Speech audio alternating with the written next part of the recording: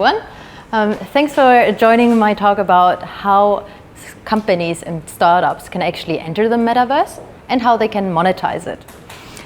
In the beginning, I will have a little bit of an overview about what the metaverse is and how it can be used.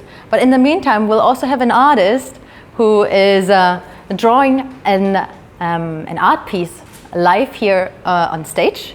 And what we will do afterwards is we turn that art piece into an NFT, and we will show it to you step by step. So the metaverse may be an $800 billion market by 2024. This is what Bloomberg is expecting. So this gives a huge opportunity for entertainment, social media, and also smaller startups to actually enter that world and to monetize that opportunity. And I want to make it a little bit more tangible what the metaverse is, because it has been buzzing in media and in the news, but what is it actually? And there is no definition yet, and we're really, really early. Imagine the internet in like 1980s, right? So if you think, I've missed out and everyone is already doing it, no, you're really, really early. Being here is a great start. So what is the metaverse? It is really the blend between the real world, what we are experiencing here, and the virtual worlds, and everything in between. I will give you some more examples later on. And it is still, as I said, evolving, and we're still really early, but it is really about the experience, about the look and feel. It feels super immersive, and instead of looking into like a 2D screen, it feels you into that experience. It feels real. It feels like you can touch things. It is spatial. And it uses different kind of components of technology, such as, for example, virtual reality, such as augmented reality, online gaming, social media, all sorts of aspects. And it's not only including this kind of technology, it actually has certain characteristics. As I was mentioning before, it is really hyper-realistic, but additionally to that very interactive, hyper-realistic feeling, in the future, it could also become an interoperable place, meaning you're working with, for example, one avatar in one experience. And this is how how you express yourself, how you look and feel, and you can use that avatar and bring it into another experience and be yourself again, and you don't need to kind of start from scratch. So this kind of interoperability will hopefully be leading towards a very open metaverse. Plus, it could be decentral. So Meta, formerly known as Facebook, is actually a centralized company, and they are creating at the moment an experience called Horizon, and Horizon is owned by Meta. So it's a centralized company, and all the assets and everything is owned by Meta. But there are experiences, and Chris will have a deep dive into that, such as Decentraland or the Sandbox, where actually the people can truly own assets, can truly own experiences within that experience. Plus, the users can govern and can have a say in a direction into where this game or where this experience is going to go. So now, after kind of defining on what the metaverse is how can brands or your clients potentially enter the metaverse? And there are pretty much three possibilities. Number one is they are creating, your client's creating or your brand is creating an experience within already existing experiences of the metaverse. Secondly, you can acquire businesses that are already active in the metaverse, or you can absolutely start from scratch and develop a new business or a business model within the metaverse. I'll give you a couple of tangible examples. So a lot of people have heard of NFTs. How many of you own an NFT? A few. That's a great start. I want to show you one of the super exciting projects at the moment. It's a project called Clone X by Artifact, and they're creating NFTs. And what does NFTs now have to do with the metaverse? Well, as I mentioned before, it is possible that in the future you can actually truly own assets within those virtual worlds, and you can create your own house or your own experience within that. That was formerly not possible. So This project is absolutely exciting because they will create, or they are aiming to create, a metaverse including fashion, including gaming, and really embracing all these kinds of new technologies within their metaverse. They only started off really early with the Clone X, NFT, and they have already generated within a couple of months more than $500 million, which is massive considering that really short amount of time. And because I wanted to mention that there is an example of an acquisition of a company, these guys got acquired by Nike because Nike's overall strategy is to get into the metaverse.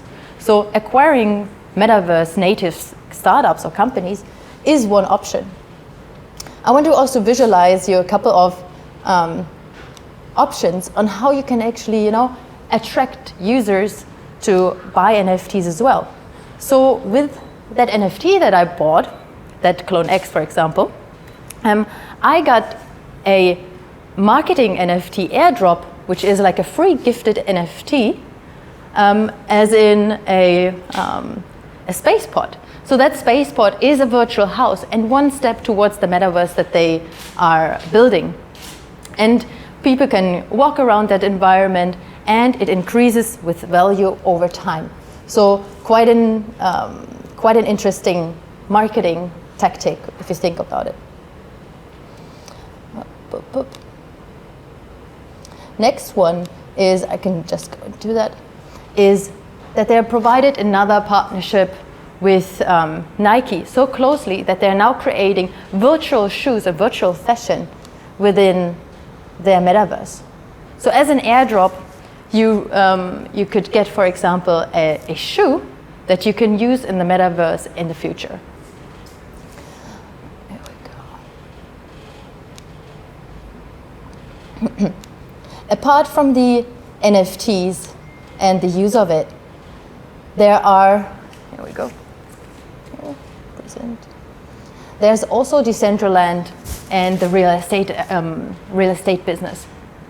Decentraland had made more than 20,000 transactions in terms of land. So people can actually buy land within those virtual worlds and can, for example, develop it, can organize parties. There is actually an embassy already there. So you can really represent who you are in the real world, also in the virtual world.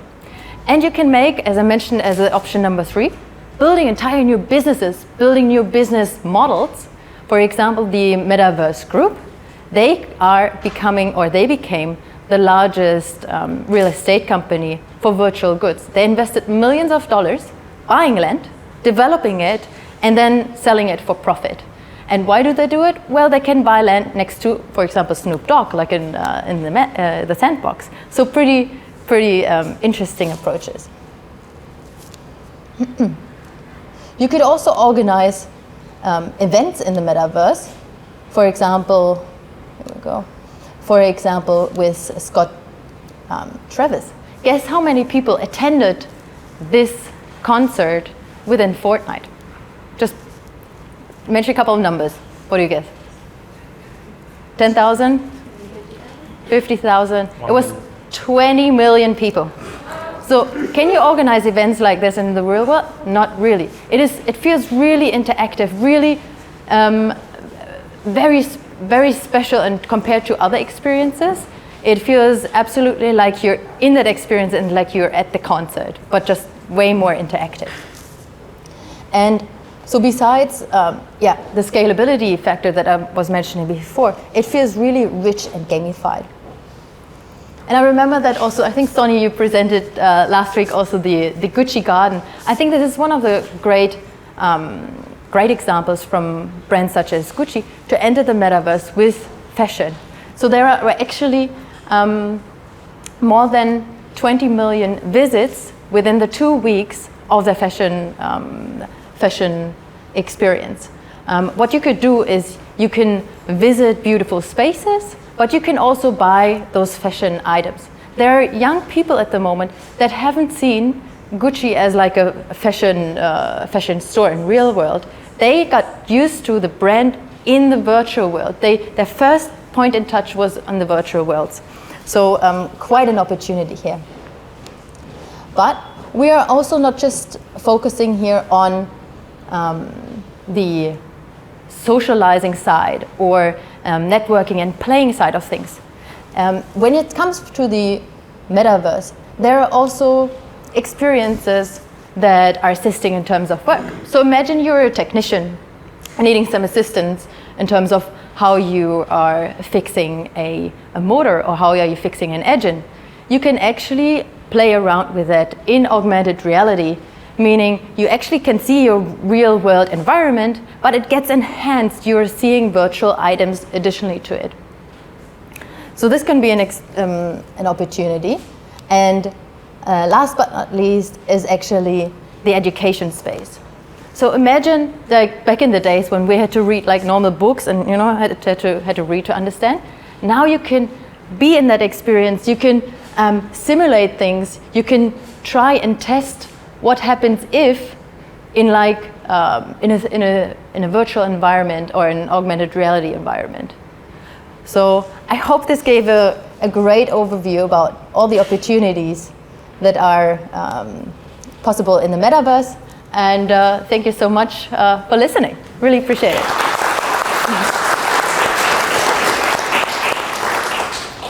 Yep. And I hand the presentation straight over to Chris from the Sandbox. All right, let me get that going. So once I'll make sure that the clicker does what it's got to do. Perfect. Thanks everyone for having me here today. It's terrifying being in front of people again, especially after COVID and you're like used to being in a bubble. So thank you for having both of us here today. I'll step out of the way. Look, I'm going to talk a little bit about the metaverse, and it's going to lean heavily skewed towards the sandbox and towards gaming. And I do want to check in the room, and don't be shy. Are there any gamers here? Does anyone play games? Excellent. There's one, two, a few. Good. So, and it's good because it sets a bit of a precedent that some people still see gaming as kind of like something not to be talked about. But I hope I can convince you a bit that it is a massive industry. It's really normalized. It's growing every day, and it's something that shouldn't be ignored. And there's a lot of opportunity there. I'm going to kind of jump into that a little bit about how big the audience is, and then talk a little bit about what the metaverse looks like, because there are different ways it can be represented, and then a little bit how you might be able to get involved. And again, I'm going to lean into what the sandbox is as an opportunity for people to do that. And then if we can get time, because I made too many slides, I got to set my alarm to go. I'll try and keep to 15 minutes. Just a little bit of what some changes in thought processes can be when it comes to developing products. And then just a little bit covering again what Patricia said about interoperability, because I think there's a big opportunity there, but it also means there's a need to kind of relinquish control a little bit, or at least look at partnerships in the space. But before I go on, I just want to say again, the metaverse is a buzzword, and I really want to kind of put in place that while the tools have changed a bit and there are some fundamental ideas that have shifted, a lot of stuff has stayed the same. It's still about capturing attention. There's a lot of eyes on the space, and it's really about getting involved in a way where you can be part of capturing that attention at the early stage, be early adopters in a way where you can really set partnerships, get in the ground roots, and kind of go from there. But, it is still early days, as Patricia was saying, and there is a lot of hype around it. So nothing is for certain, but it's still worth a try getting involved. So firstly, audience. Attention, I think, is still key. So when we're talking about gaming in particular, there's 3 billion gamers across the globe. And there's a lot of people plugging in every day and having a crack at, just hanging out with their mates or playing a game, spending $54 billion in additional game content. So that's not just buying the titles, that's being in a game and spending extra money to get items. Patricia had mentioned, playing Fortnite, and people buy skins as a way to represent themselves. It's about identity. It's about how you connect with people in that space. And esports is just about people playing those games at a competitive level. And there's, $1 billion worth of money being exchanged there. So these aren't, again, markets to be ignored. So if it feels like it's just like in the basement playing a game, again, I hope I can change your perception a little bit on this. And in doing that, just say again, it's a buzzword, but the metaverse isn't new. It's blockchain technology. in tandem with the metaverse that is really changing the way things are working, and that's to do with items that you can acquire in-game being self-custodial, that you as a user own them rather than the corporations that built using them.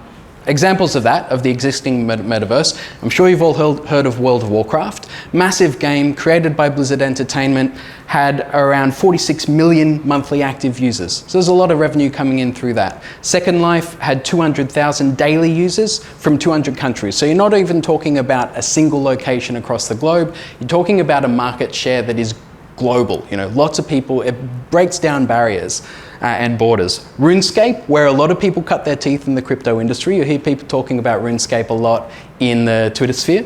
But 1.1 million paying subscribers. EVE Online is a space exploration game with an in-game economy with 300,000 active players per month and 25 million unique users globally. So again, talking about a lot of people, a lot of money. But again, in this circumstance, those companies own the assets, they own the intellectual property, and at the end of the day, if they turn off the power, no one's left with anything. And so that's the big shift in thinking around blockchain technology, where those items acquired in-game end up being owned by the user, and the intentionality is that they're able to take that wherever they go next. So examples of where the money is going. Microsoft is buying up ownership of trying to build the metaverse, and this is just one play, mind you. I didn't want to spend too long on this, but Microsoft, you may have heard of Minecraft. Well, they bought that for a cool 2.5 billion. They bought ZeniMax Media for 7.5 billion. Games like Fallout, Skyrim, Doom, you're not necessarily gamers who might know those titles, but they're massive. And they've just going through the process now of acquiring Activision Blizzard, which will give them ownership of titles like World of Warcraft, which I just showed the stats about before. So this is Microsoft buying up massive amounts of market share to do with gaming. You think about the eyeballs on those titles, you think about the eyeballs on that IP, and you think about the spend in that to try and move towards building a metaverse, and that's not even accounting for them building things like HoloLens and speaking to the idea of moving into augmented reality as well as just working through a computer screen. So what does it look like? You know, it's all very well to talk about it, but what does it look like? Well, there's no singular metaverse. I think at the moment the idea is like we enter the metaverse, and it's just not a thing. At the moment there are multiple environments and each one has different pros and cons. Here's just some of them: Somnium Space, Crypto Voxels, Sandbox is where I work, Arcade's a new one, World Wide Web, Decentraland, Memeland. So if you've heard of 9gag, the website 9gag, so they're building a metaverse. So that's going to be coming out as a project soon. Pixel's other side, if you've heard of Bored Ape Yacht Club, that's a big one that some people may have some sense of. That's their metaverse. Influence, Axie Infinity, all of these are like 2D pixelated images, 3D immersive virtual reality worlds, 3D voxelized worlds like the Sandbox. Each of them is different, but none of them are the metaverse. They're a play at building the metaverse. And I'll talk a little bit about what the future of that could look like in a sec. So, how can you get involved? I'm going to talk specifically about the Sandbox here, but I want you to keep in mind that this is about shifting your mindset to empowering users. How can you hand over the control to users to be able to build within your environments? And we'll get to a bit more of that in a sec, but that's focusing on this idea of being self-custodial.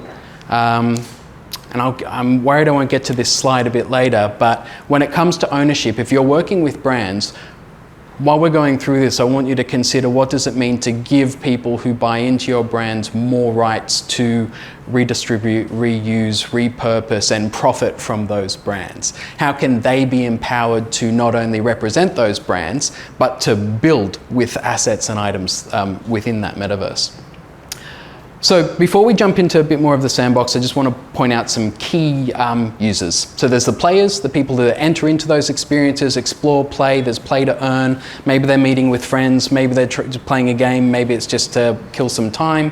There are the people who create, so they're the builders. So you think about movies, we've got rigging, you've got animation, you've got cinematographers, you've got people who are the gaffers, the grips, the lighters, the people who make up and build those worlds. The creators are there. There's the investors who like Microsoft, are buying up the companies, buying up the land that people can use, and they're buying up the currencies that are native to those metaverses that are being created. And then you've got educators, you've got the service providers who may not be building directly in a metaverse, but they might be doing something like what we're doing today, chatting about it, onboarding people, educating people, making connections, informing people. And so there are lots of different users contributing to the development of the metaverse. So the sandbox ecosystem is comprised of 4 key products. We've got VoxEdit, which is a software that allows you to develop 3D assets using voxels. You can animate and rig and animate them, and then export them out of there to be used in the sandbox. That's things like trees, animals, plants, whatever it is you want to create and establish. Really, it's up to your imagination, up to the brands using those tools to build. It's like any 3D software, except it's specifically for this environment. That being said, you can use other 3D tools like Magic Voxel. Anyone here you work with 3D or anything? Well, I'm just speaking garble. Okay, we'll move on to the next one. We've got the marketplace. So once you've built those assets, you've got to have somewhere to sell them. So the sandbox has a marketplace where you can use the native currency, sand, to sell assets. So we've already got people in the ecosystem who are making assets in VoxEdit, and then they've built a business about selling those to people, and that's their income. They've, especially during COVID, completely changed their lives and come up with opportunities where they are now designing assets for people moving into the metaverse, brands, and designing things to give visual representation of those brands in the metaverse. Now, the game maker is actually where I focus the most. So basically, I'm a documentation maker. So if people are moving into the sandbox, I create videos to help people understand how to use the tools. The game maker is basically where you pull together all the assets from the marketplace, from VoxEdit, add in some logic so that they're active. So you're actually able to interact and use them. So you can actually build the world. That's what the game maker's for. And the game client, that's where people enter into the world and can explore. And we're only in alpha. So we, at the moment, are doing these in stages. They're controlled periods where people can enter, test it out. It's gamified so you can win some rewards. And then we close that alpha season. But the intention is that eventually, any user will be able to step into this space, create something, build something, publish something, monetize it, and get people to come and check it out. So it's a tool where, again, we're trying to empower the users to be able to take profit for the work they're doing without some of those earlier examples where they're built by centralized environments. We're giving people the opportunity to build. So I'm going to blast through these ones because I've already mentioned. This is Sand. It's a cryptocurrency. It's an ERC20 token, which just means you can exchange one for the other. It's like I give you $1, you give me $1. We've essentially exchanged the same thing. ERC20 token is the same. It's on the blockchain, but it does mean that I keep it in my wallet, and I could just decide to give it to you, and you could decide to give one to me. I don't keep it with a bank. I don't need to keep it with someone and get permission. I own it, and that's part of the power of the blockchain. Land is also an asset that you can own. You keep it in your wallet, but it is usable in the sandbox ecosystem. It's an ERC 721 token, so it's unique. It can't be exchanged like for like. This particular piece of land is specific to a location in the sandbox metaverse, and there's only going to be 160,000-ish lands ever. So that's why there's a bit of a land grab. That's why you're seeing people spend upwards of $200,000 or more to buy big parcels of land in the sandbox at the moment. And we're seeing groups like Adidas moving into the sandbox because they want to get market share of the attention in that space. We've got assets. So these are the ones coming from the VoxEdit. This is where you're able to build and animate things to place in the world. And then we've got avatars, and I will just dive into this one quickly.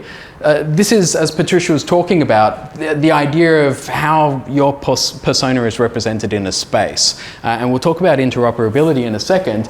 But this is really important for people's sense of identity, how they connect with their community, and it's kind of essential to the NFT space because a lot of people purchase things because it's the same as the reason they would purchase a high fashion brand. It's the same reason they'd wear a particular jacket, particular shoes, they get specific glasses. This idea of being able to present yourself in a particular way in a digital space is massive, and there's a huge industry around it. If we're going back, VoxEdit for creating stuff. Marketplace for selling things. I'm going to jump on through these ones. So the marketplace is good because, again, The majority of the profits, 95% of the profits, goes to the people who build stuff and sell things on it.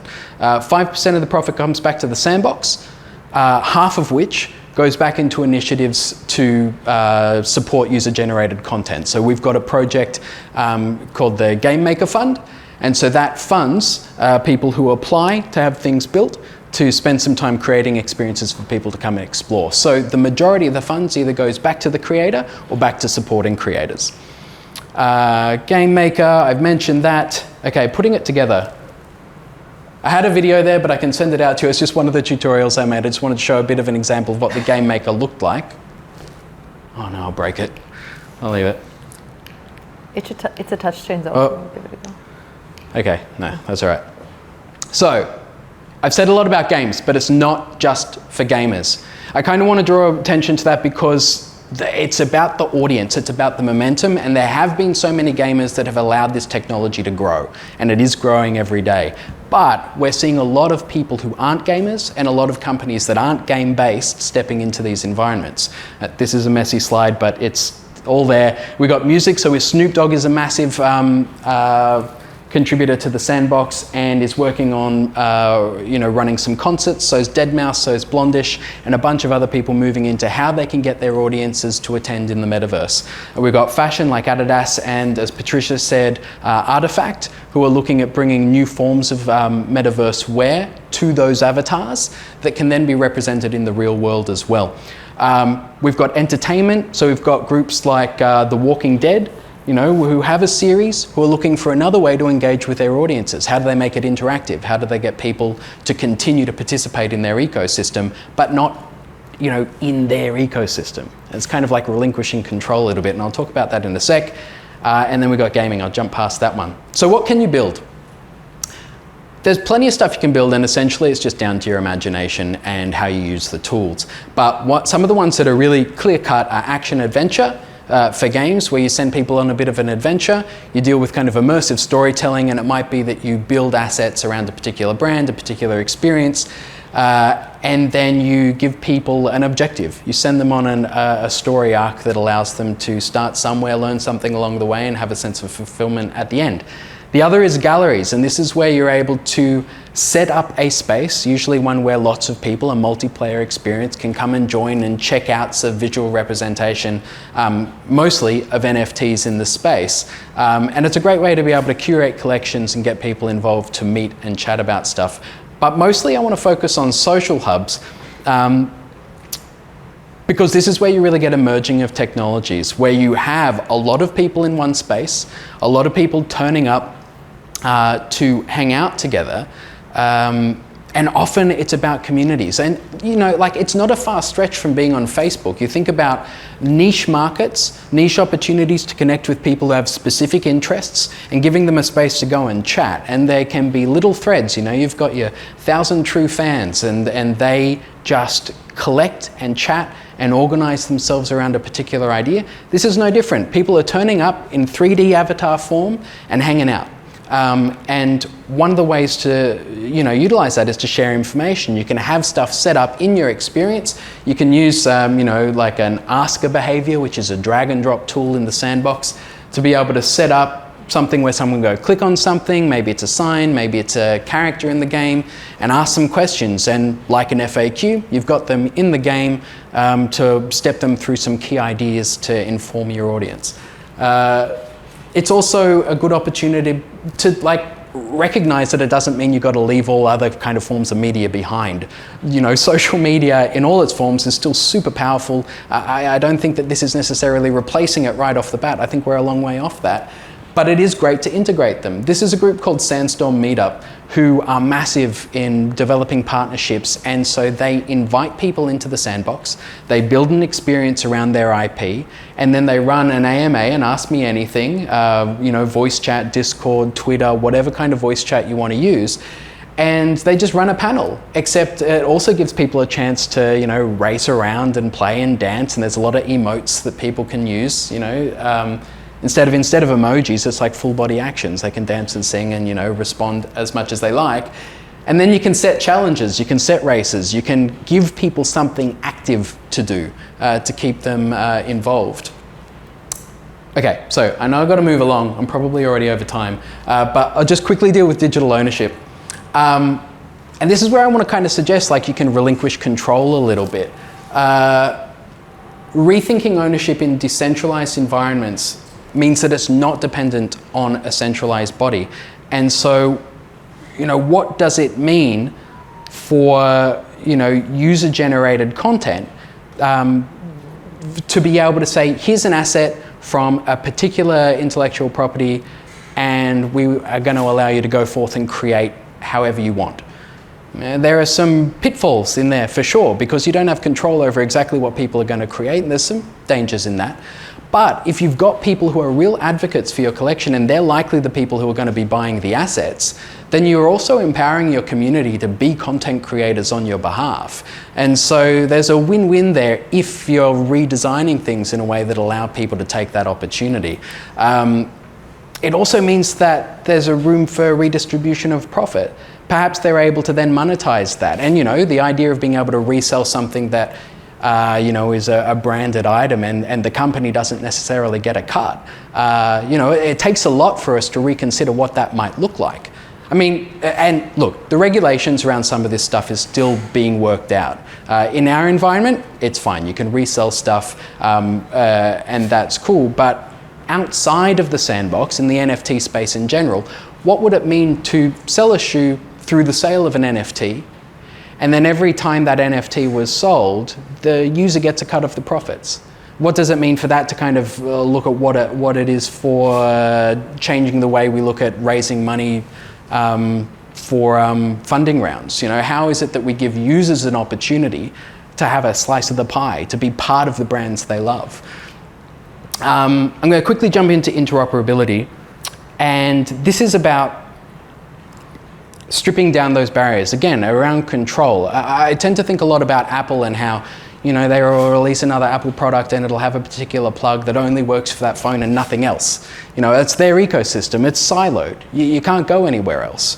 And I really hope that we leave those days behind. And I think that blockchain technology is kind of pushing for this. You know, the idea that the metaverse may not be a place, but it's the ability to move without resistance from one experience, from one platform to another, I think is really powerful. So, you know, if you're running a website at the moment and you've got a user database and you've got people logging in to give you their information to be able to access, say, a particular video, some content, a program, a lesson that you've got, you're the key holders. You've got their database, you've got their information, you've got the access. In the Web3 space, you have a self-custodial wallet, maybe something like MetaMask, and I know this may not be familiar to a lot of you, and I'm sorry I don't have time to kind of dig into that side of it. But if you held an NFT developed by that company that was yours, and set up a process by which just adding your wallet to that site gave you access, that means that you're giving the user the power to take that with them where they want, and you're giving them access based on the way you set up your ecosystem. By the same token, you could set up partnerships where that same NFT developed by you gives them access to someone else's ecosystem. What does it mean to give someone a key that gives them access in different places? And I think that decentralized ownership to the user really opens the doors for that. So interoperability quickly. So this is an example in this image here. You've got an NFT of a Bored Ape, which in the sandbox, when you plug into our environment, you'll be able to play as that avatar. So the NFT itself, not created by the sandbox. The avatar, developed by the sandbox to allow for people in that community to seamlessly move into our community where needed. Same with this NFT group, World of Women, massive collection. They created this artwork on the left, and on the right you can see the avatar created in the sandbox, so that people who own that asset in their wallet, they've got ownership of it. They can sell it whenever they want. They can enter into the metaverse in the sandbox and experience the world, connect with their community as this character. Artifact, which Patricia mentioned again. Now, this isn't necessarily interoperability, but I did want to come back to it.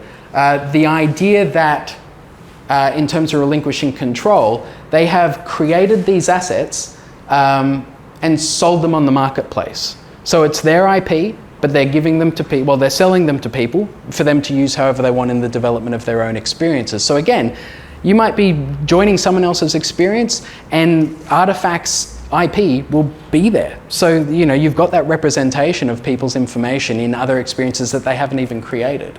Oh, that's the end. I'm sure there was another slide, I must have missed it. But thank you so much for your patience. I know there's a lot to digest in there. Please feel free to contact me if you have any questions, and we'll be hanging out for a bit if you want to chat. So thanks again, appreciate it.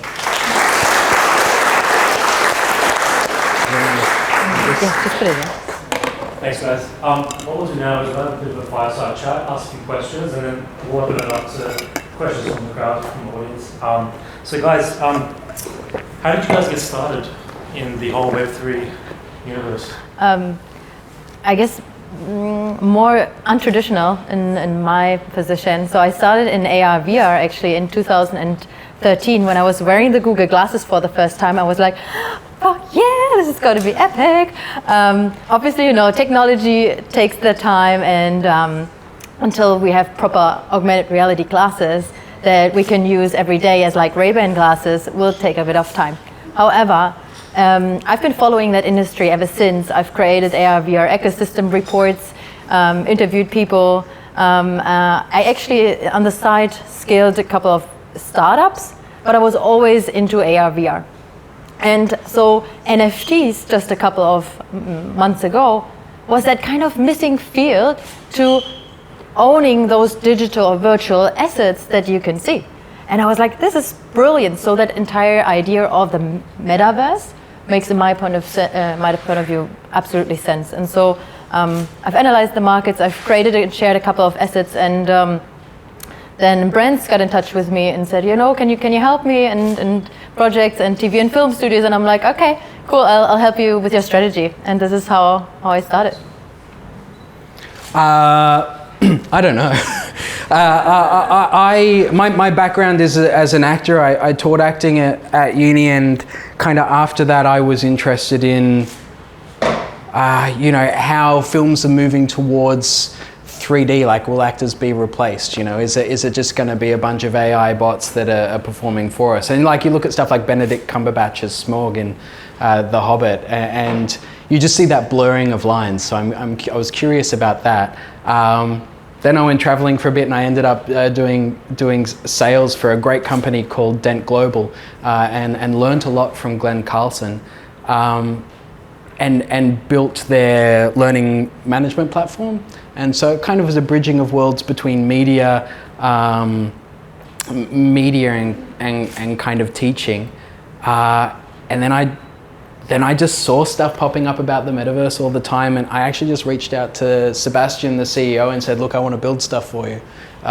Here's some of what I can do. What do you think? And so it kind of went from there. Awesome. I think most of us here are beginners. If we wanted to get started today, what should we do? Create your wallet, right? Create your crypto wallet, because this gives you access to a lot of experiences. It is like your login, like your email pretty much, connected with your bank account.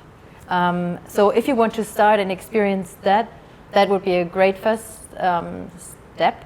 Plus, try to join some, you know, Discord groups and Twitter, read up some stuff. And because metaverse, as you can tell now, is huge, just find a niche that you're interested in. May it fashion. There's, you know, Gucci and all the bigger brands that are into it. Dolce & Gabbana created beautiful NFT robe. You know, get into that space. There is KT10 that is creating virtual fashion with partnerships with bigger brands. So, if that is and then immerse yourself in that space. Really, just follow your interest. Yeah, I think dabbling with a MetaMask wallet is really powerful. But before you start, I just want to say, before you start throwing cash in there, just like do lots of reading.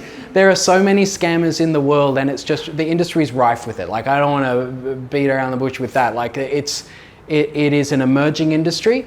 And I think you do have to be cautious. That being said, for the sandbox, we run these alphas, just come and try one out. You don't have to pay for it. There's no fee to join. It's free. You can come see what our version of the metaverse looks like. Right now, you can go check out Decentraland is browser-based. You can just go click join as a guest, have a look around. I would say just try stuff out. And if you don't have a Twitter, get Twitter. If you're not familiar with Discord, try Discord. I think they're the two big platforms, like you said, that people are talking on. Cool. Our biggest client is Samsung, and how would you approach them in terms of what they could do in the metaverse and creating NFTs and stuff like that? What makes the most sense for that brand, do you think? Mm-hmm. So what I usually do with my clients is I first think about the purpose. What do you want to achieve with it, right? Is it brand awareness? Is it creating a long-term strategy within, for example, the sandbox where people can continuously play, or is it more kind of an activation? And who do you want to target, right? Is it more the fashion people, or is it more the young gaming industry? So think about what do you want to achieve, and then to be honest, Web3 is all about building communities and also letting the community build. It is amazing how many Discord groups I've joined and people actually build for the company that is initiating that project. People are passionate about it. People want to build, want to share, they want to also brag a bit what they can do.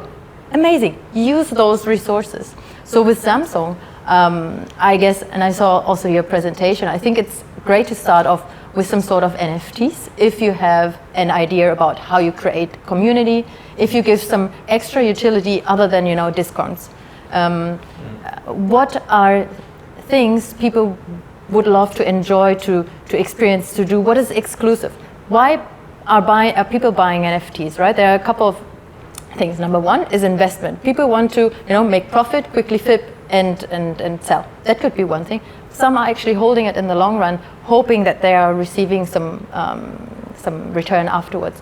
But it's also about flexing. If it's a cool project, people will share it, will take it as their profile picture on their social media, and it spreads. It does its marketing for it. And also, people who are absolutely fans of someone, for example, sports or fashion celebrities, they're huge fans and advocates, and so they are investing into NFTs, for example. So it's really first understanding what do they want to achieve, what's the best platform, what is the best experience in the metaverse, and then I think absolutely important, what is often underestimated is the tech that you need to to build and the skills behind it. Oh yeah. I think that a quick win could just be like, can you buy stuff in crypto? What is the interface that allows your consumers to have purchasing power within that ecosystem? And if you had it, I do think community building is just so massive, and it is incredible. Like I was saying with the user-generated content. If you give people the assets, if you give them the power, you give them the tools, you give them, a few pieces and say, hey, go build this, and maybe you can win something, they'll build so much. And they thrive, they are so proud of it. I left these ones up here because they're a bunch of communities I'm part of. And, I use them in Twitter instead of my face, because that's part of that environment. It's part of building those communities. So, what does it look like to be visually represented in, for Samsung? But what does it mean to have an NFT as part of that community that gave you a discount to buy stuff if you interfaced with their website or something? I think I'll be curious. Last one from me before I open it up to everyone else. Where do you see metaverse and NFT going in the next decade or so? What's the end product? I think there is, like the internet, there is no kind of end product. We are at the very early stage and at the very beginning. And I think what has happened now, obviously, is a little bit like creating hype, but it will normalize eventually. And there will be a lot of benefits and utility to the people and users who actually, consume those experiences as well. It's not just not just hype, I think, and activations. You can build some long-lasting, great products and companies, such as, for example, Artifact, right? It's massive what they build. Yeah, I hope that the utility of blockchain technology, so it's not specifically just the metaverse, but just that technology gives people more power and helps them escape bureaucracy a little bit. I think Patricia was kind enough to invite me to the metaverse meetup, and I'd said there that, I went to rent a house recently, and you've got to do so much paperwork. What does it mean to have an NFT that just says, yes, I'm a good tenant? And every time I apply for a house, I just got to click the connect my wallet button, and I'm good to go. What does it mean to give ownership? If I want to go and get my degree from the uni, I've got to write to them, I've got to pay for it, they've got to send it to me. Why if I just have an NFT that said, yeah, I graduated from that uni? It gives the people back the stuff that they have ownership of. And when that's integrated to the metaverse, again, you can take it seamlessly from one place to another. I think that'll be really powerful. That's awesome. Yeah. What I'll do is I'll open it up to our audience. If anyone has any questions, please raise your hand. Just on that, exactly what you said, escaping bureaucracy. So, I'm curious, there's goods and services sold like a typical capitalist society over this metaverse. Does anyone pay tax on the profits that are made? Yeah. How is that monitored? I think, so the thing about the blockchain is that it's all there. If you knew my wallet, you could go look at it. If anyone's wallet, it's all written into a system that means that it's permissionless and that it can be seen. So retrospectively, maybe it'll catch up with you. A lot of people do the dodgy on it, but I think it's dangerous. But technically, a lot of them are asset classes, and definitely you want to be paying taxes on it. Yeah. And there's a startup that actually raised $3 million called Crypto Tax Calculator here in Australia, got funding from Atri Ventures. They help you, so that's the go-to. But the government is behind, for sure. Yeah, they're looking, they're watching. Yeah. I'll catch up to you 5 years from now. It's running parallel.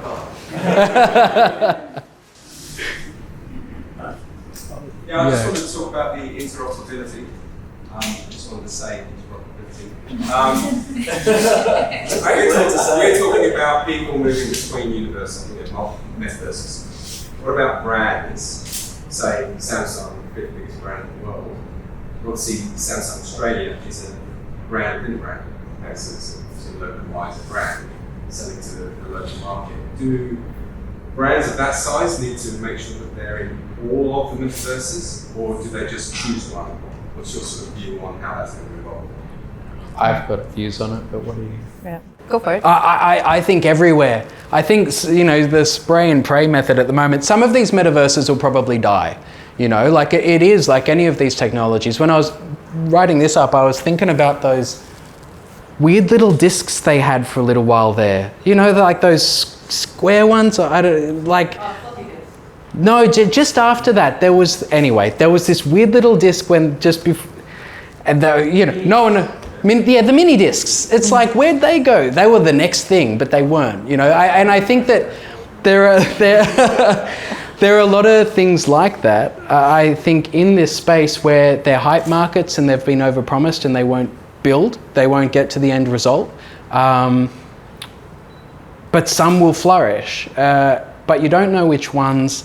And in the meantime, there are a lot of eyeballs on those spaces. So, if you had a couple of assets that spoke to that brand in a few different spaces, and they were quality assets and they set a standard that other people had to raise to, because that's the thing, as a first mover in those spaces, you can make just a really kick-ass something, put it in there when a lot of other people aren't really putting in the effort, and you can really grab some attention that way. Yeah.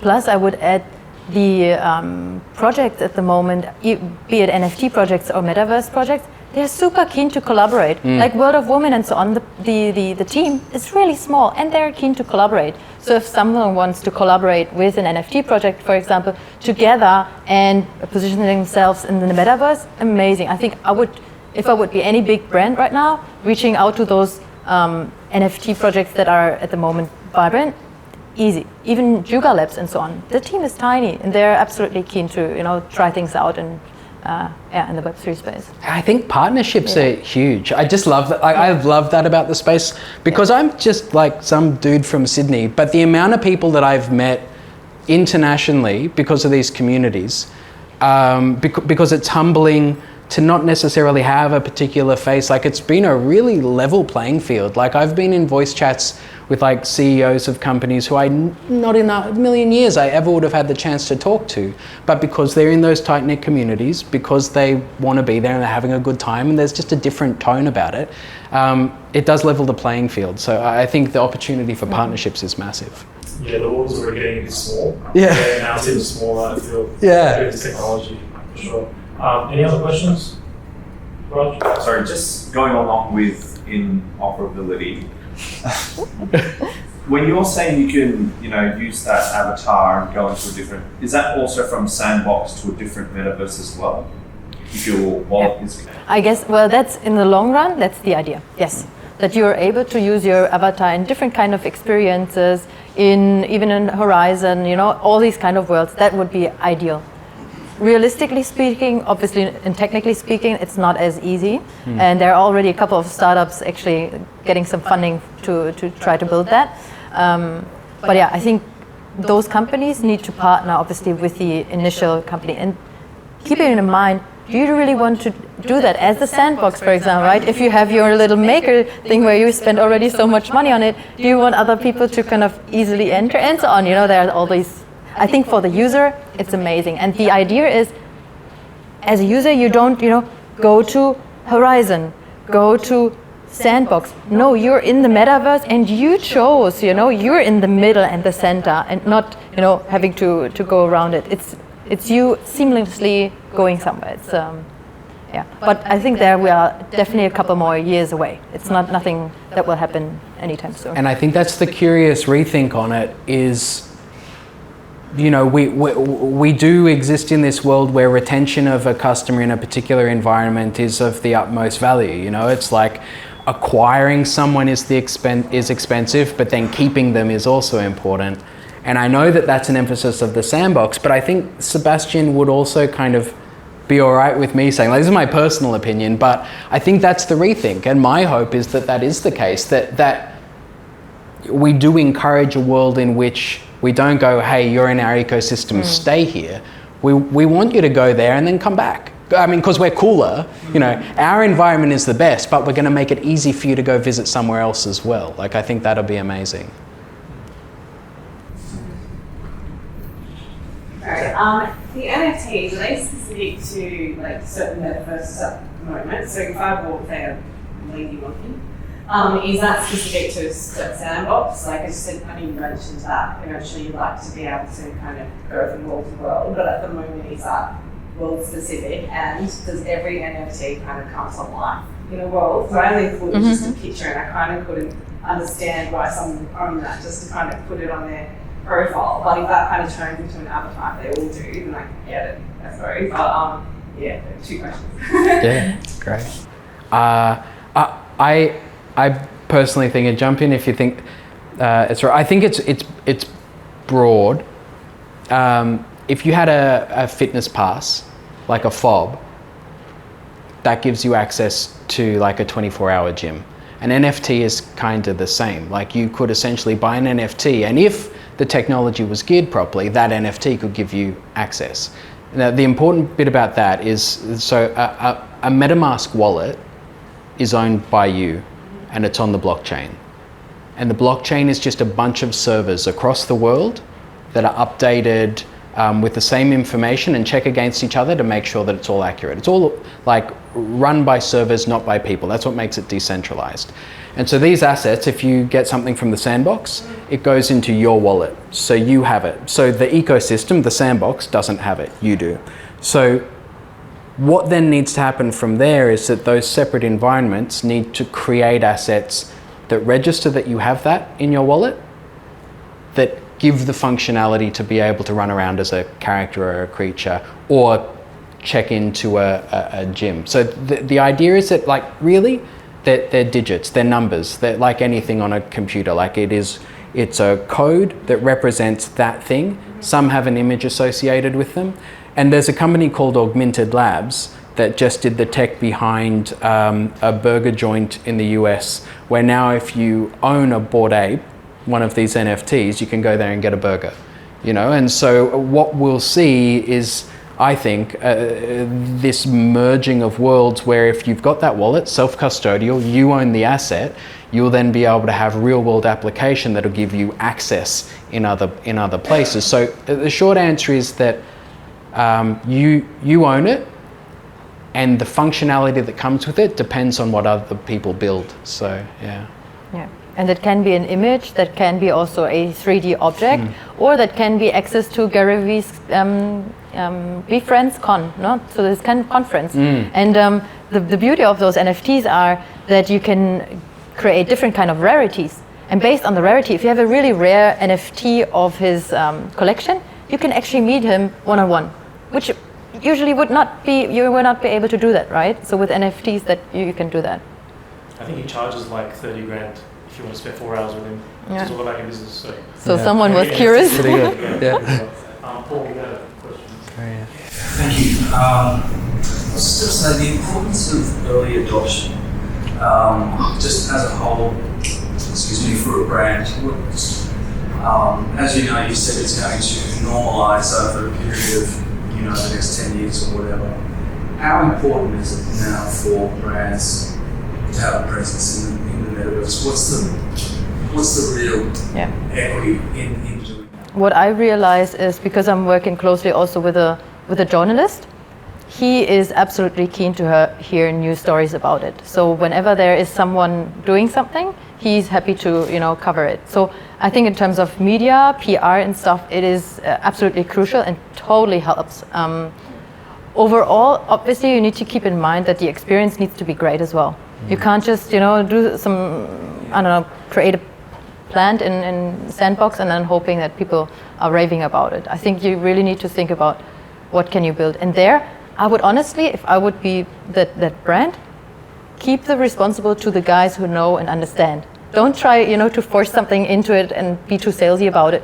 Give them something, let them tell you what they would think would make sense for their audience. They know it best.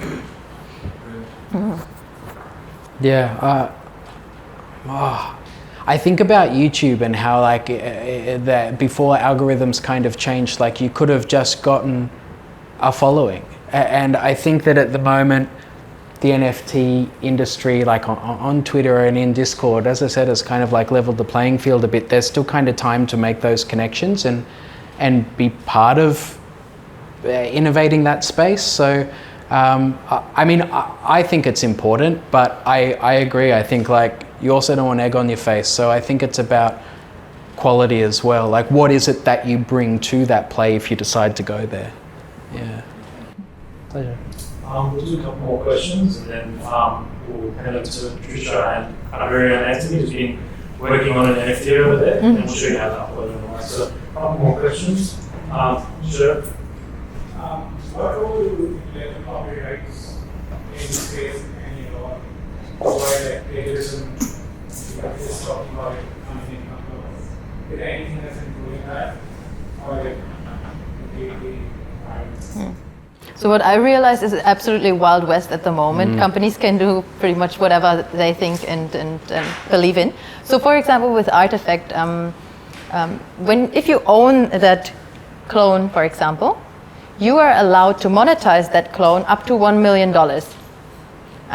Other NFTs give you all the rights. For example, Juga Labs actually just purchased also the rights to other NFTs to free those people so that they can use it and monetize it. Think about it. If you give people the opportunity, as Chris was mentioning, with the burger chain, the opportunity to make business with your NFT, your brand, gets into so many hands and so many eyeballs, even more so. So you can create, for example, a World of Moment Tea or a burger chain, or I saw also fashion apparel based on it.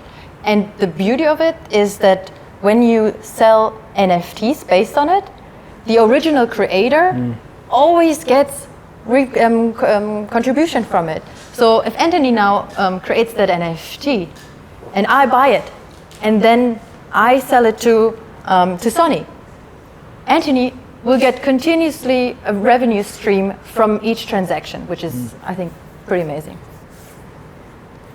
Yeah, I meant to put that in a slide. No, it's great. No, it is like the blockchain means that you can set up a wallet so that you as you relinquish control of an asset, you keep on getting revenue from it. I can speak to the sandbox in particular. You can't, within our terms and conditions, replicate existing IP. Like I couldn't go and build something from The Simpsons. Still, need to abide by intellectual property law internationally in that space. But one of the interesting trends is that if you see kind of emerging popular NFT collections, people will do derivatives of them, and so they'll be kind of the same but different. And it's kind of an accepted practice. It's a little frowned on, but if it's embraced, the founding collection, it's kind of like, imitation is the best form of flattery. Like it's, they never do quite as well, or sometimes they do, unfortunately. But it does kind of continue this like world where there's a starting point and there's creative freedom. I kind of love it, but there are big issues for existing IP, depending on who's regulating it. And that's the thing with decentralization, is that sometimes there aren't those regulatory bodies. Yeah. Speaking about the scams, for example, so Bored Ape Yacht Club is a super popular NFT collection, and what a scammer did, they duplicated the images and just mirrored it and put the collection out on OpenSea. And people who are not expert in that field are buying this NFT thinking they make it cute, like a bargain. And this is absolutely dodgy, but it's happening, and people are getting away with it. So for a brand to enter the metaverse, so is it necessary to have ownership rights on the restart or something pay like anything in the beginning and updating process to run? And like going forward, able to see value in that. How easy it is to do that and come out of it? So if you were to create, say, an NFT collection for a brand without their permission, boy, I probably wouldn't. I don't know, but that's just me. I think in some ways it's better to be on the safe side.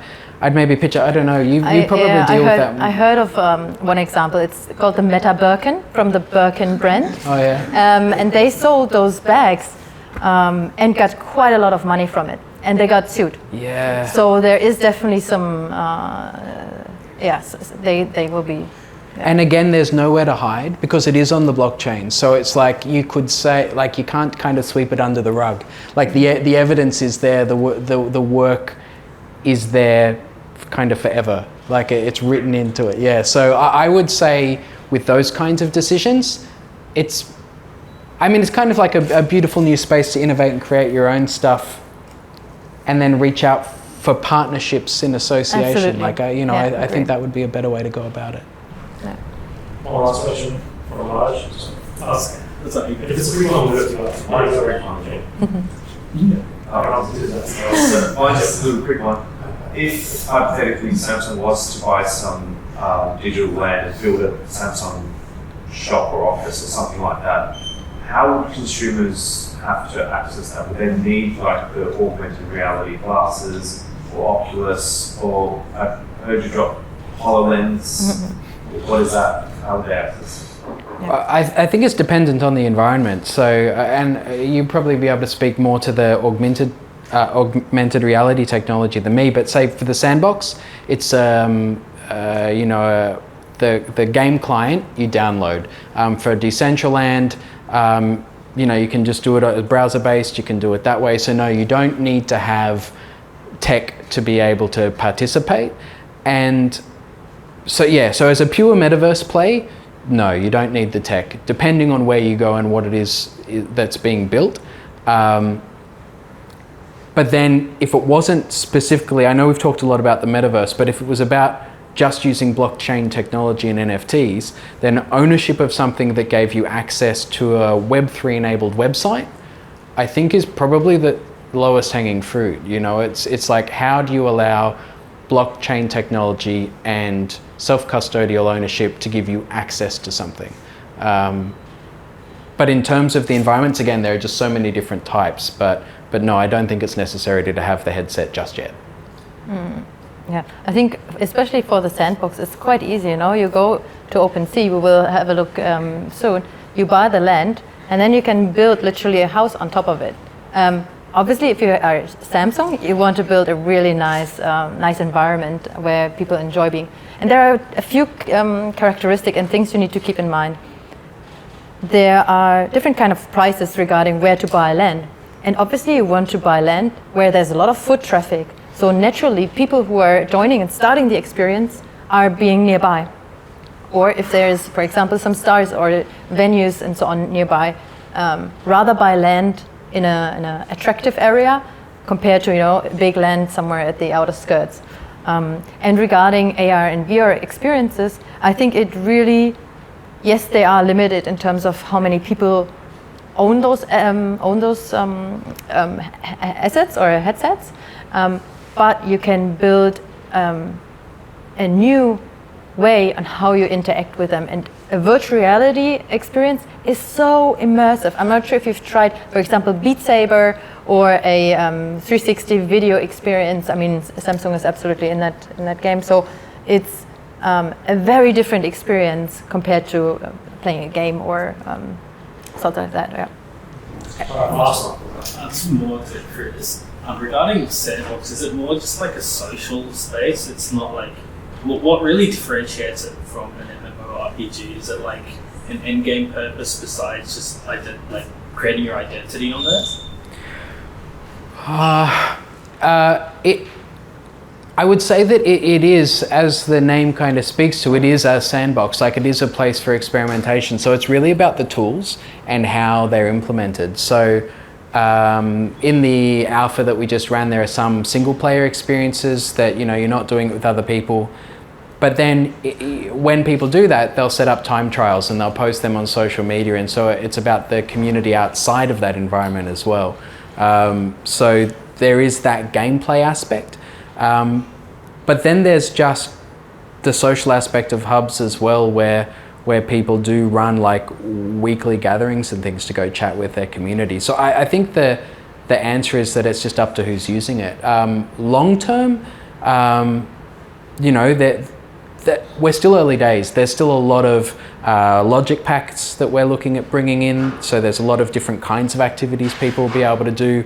And it really is early days. Like, they're here for the long term. They're going to be building for a while. So end game, freedom, and focus on the creator being able to profit from either building or playing. I think that's the big thing. And I also just want to jump back to the point about buying land, is that, like, we are a big distributed company, as is Decentraland, and like, I wouldn't just buy the land first. Like, we've got a team that would, like, any of them have teams like who would chat to you about like what the opportunities are, what could be run, like what a partnership would look like, whether or not they'd be able to do the build for you rather than you having to do it yourself. Because like, while there are a lot of people moving into the space who are starting companies about saying, hey, I'm a builder, I can build an experience for you, we've also got an internal team for like, so for Snoop Dogg, our internal team built that experience and gave guidance around building those interoperable elements. You could go it alone, but then, you know, it's like, that's the discussion. So I'd say whoever, wherever you reach out to, I'd say, yeah, unless it's just an investment play, have a chat about where to buy first. Amazing. Trisha and Anthony, let's have a look where we're up to with the NFT. I'm ready to. Awesome. Cool. Fantastic. What's it about? What's the, what Yeah. are we looking at? Well, it's a self-portrait of my hand. Well, it's so it's slightly inspired by this video essay I saw by Kogo Nada. So he does video essays for Silent Sound and Criterion. So one of the things he did was just shots of close-ups of hands from Robert Bresson movies, and it's very emotive how Robert Bresson uses hands. So there's this. So most people like they do portraits, do a face to show their character, personality, emotion. But like, I saw a lot of emotion in in the way the hands are portrayed in his movies, and like it's whether you have a clenched fist or a wrestling hand, or you're holding something, or you're holding someone's hand. So like it's kind of, and I love to draw hands. Even before I saw that USA, like hands are pretty interesting. Like there are like lots of nice little curves and shapes and stuff. So yeah, so it's just something that knocked on my head. Cool. Yeah, awesome. Well, we have now pretty much the asset to create a visual NFT. In this case, would be great if you could save it as a PNG. Sure. And then afterwards, what we'll do, so Anthony was actually already creating a wallet 2 days ago or 3 days ago. So he's all ready to go from that side. But what we'll do is we'll go into a marketplace called OpenSea, where you can buy and sell virtual NFTs, and that can be land, that can be images, that can be tickets, that can be collectibles, anything. And so Anthony will upload and mint, it's called, and put that item on the blockchain. So it will be there and traced forever. So you're part of history here with Anthony's piece. And what you will need to do is, and I hope you can see it a little bit here as well, is, are you already in trading? Yeah, perfect. Talk through it? Yeah. Okay. So what he does first is, he first uploads the image. It's quite straightforward. Like people are thinking like, oh my God, it's so difficult to, I will do buying here and the uploading here. He will describe pretty much the name of the NFT. Then if there is any sort of external link, for example, if you get some discount, if you access if you have access to a website that only NFT holders can get. So we'll leave that empty for now. Okay. Then a little description, and then you could say, I was at that really weird meetup and all those weird people, and then I was like so bored I was drawing some hands. Or he could draw it. he could also say, Chair was the best. this was done live, guys. Amazing, cool. And now he can choose what kind of collection. So if he has already created a collection in the past, he could add that NFT into that collection or start from scratch. So for now, it's fine if we use that one. Okay. And then in terms of properties, remember that I said before, you can either have really rare NFTs, for example, to meet Anthony afterwards, or just general ones where you have access to the artwork.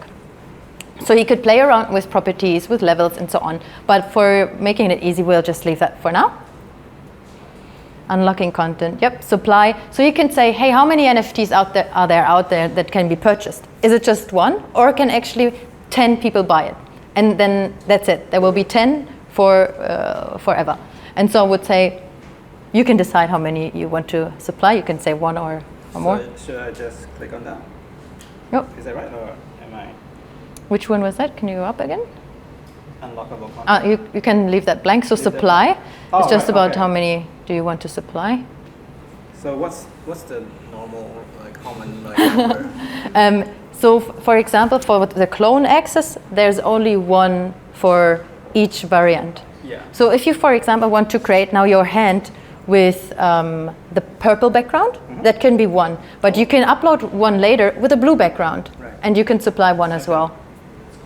I'm not able to click on it though. Okay, then I think we'll leave it for now as that. Just one. And he can now choose which blockchain he wants to mint that on. A very popular one is Ethereum, but he could also choose Polygon, etc. I think we keep it easy for Ethereum for now. Okay. And that's pretty much it. And now he can create it. Great. Almost done. He's not a robot. Wait. Not sure.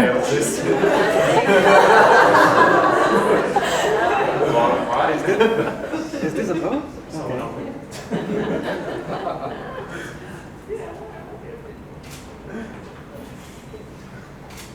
Oh my God, super exciting. So sometimes these transactions fail. Also, when I show you, actually when buying an NFT, here we go. Woo-hoo! Awesome. You just created it. Okay, so what should I do now? Share or? And now, yeah, share it with me and send it to me via email. Okay. And now he doesn't just share it via email, obviously, right? He shares me the link, and then I'm able to actually buy the NFT from him. So while you're doing this, Yeah. So is Copy it this them. one?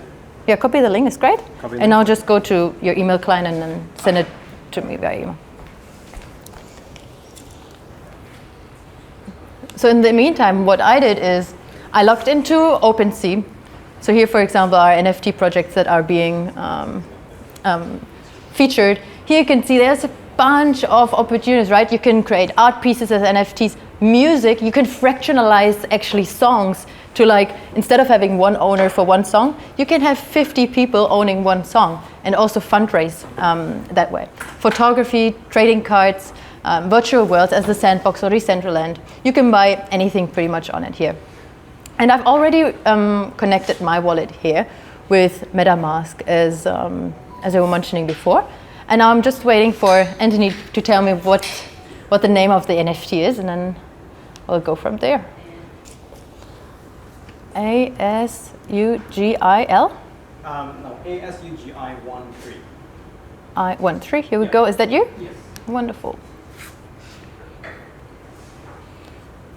So amazing. This is his artwork, maybe on close up for you guys to see. How beautiful is that, right? That's so cool.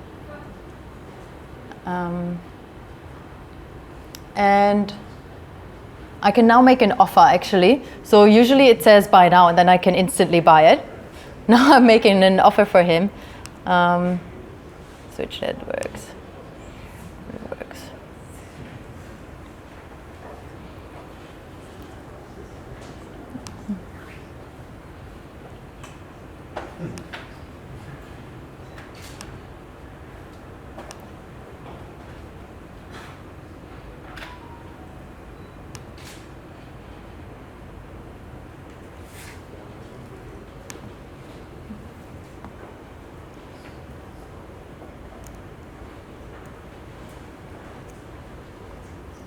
So I can just make him an offer.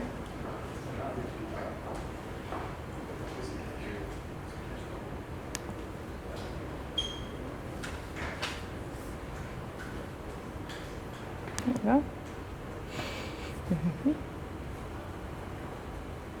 Oops, that was.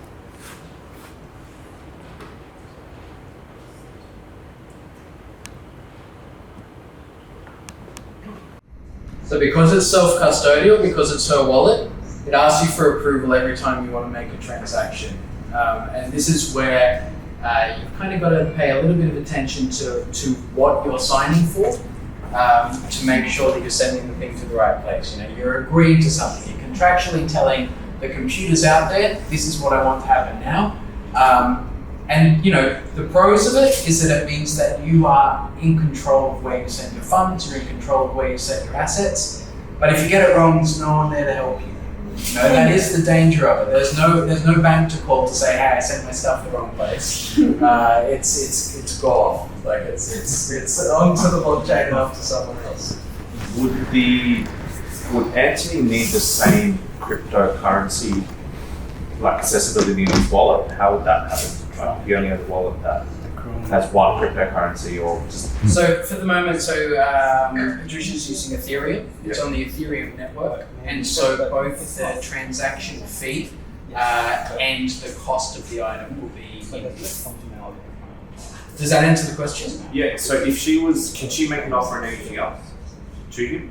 Depending on the network, yeah. So She can offer like so on OpenSea, depending on who's put the NFT up for sale, you could use Sand on this platform to make a purchase, but it depends on what the seller is accepting.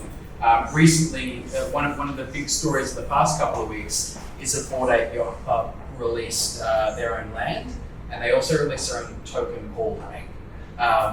And they have developed an agreement with OpenSea where people will be able to buy things in their token.